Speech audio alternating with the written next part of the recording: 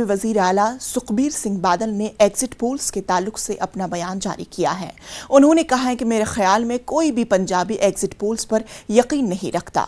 उन्होंने कहा है कि ओपिनियन पोल्स और एग्जिट पोल्स पर पाबंदी लगाई जानी चाहिए। ਜਿਹੜੇ ਐਗਜ਼ਿਟ ਪੋਲ ਹੈ ਮੈਨੂੰ ਲੱਗਦਾ ਕਿਸੇ ਵੀ ਪੰਜਾਬੀ ਨੂੰ ਪੁੱਛ ਲਓ ਕਿਸੇ ਨੂੰ ਯਕੀਨ ਨਹੀਂ ਹੈ। ਪਿਛਲੀ ਵਾਰ ਵੀ ਆਮ ਆਦਮੀ ਨੂੰ 100 ਦਿੰਦੇ ਸੀ 20 ਆਈਆਂ। ਸੋ ਇਸ ਕਰਕੇ ਆ ਜਿਹੜੇ ਐਗਜ਼ਿਟ ਪੋਲ ਹੈ ਤੁਸੀਂ ਹੁਣੀ ਮਮਤਾ ਬੈਨਰਜੀ ਦਾ ਇਲੈਕਸ਼ਨ ਹੋਇਆ ਸੀ ਮੈਨੂੰ ਲੱਗਦਾ ਉਹਨੂੰ 100 ਵੀ ਸੀਟਾਂ ਨਹੀਂ ਦਿੰਦੇ ਸੀ ਆਈਆਂ 200 ਦਿੱਤੇ। ਆਪਣੇ ਬੀਜੇਪੀ ਨੂੰ ਮੈਜੋਰਟੀ ਦਿੰਦੇ ਸੀ ਉਹਨਾਂ ਦੀ 60 ਲੱਗੀਆਂ।